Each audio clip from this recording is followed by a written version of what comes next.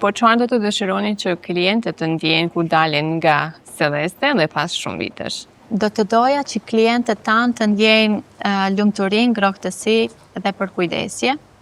Dhe do doja që të ndiheshin gjithmonë të mirëpritur dhe të ktheheshin gjithmonë me emocione të bukura te ne. Atëherë, Vani, besoj se gjithë biseda ishte frymëzuese, duke filluar edhe nga vetë ky ambient që të frymëzon, por dua një mesazh për vajzat dhe gratë që duan të nisin një biznes të tyre.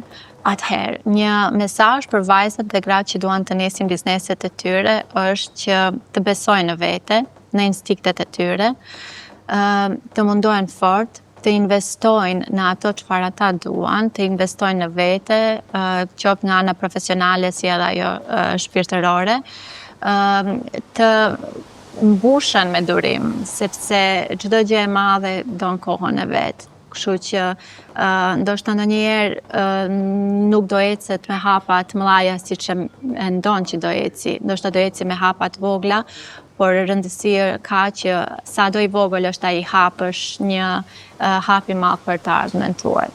Por çfarë do të thonit atyre që ende nuk e kanë vizituar Celeste?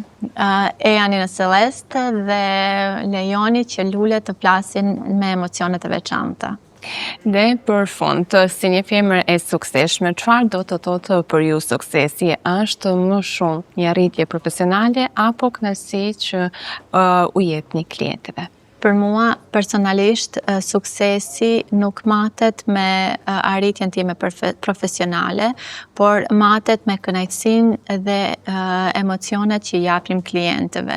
Kur e shoh që një buqet ose një dekorim sjell lumturi te klientët e mi, ndihem shumë e gëzuar dhe emocionuar dhe kjo është pjesa më e madhe e suksesit tim.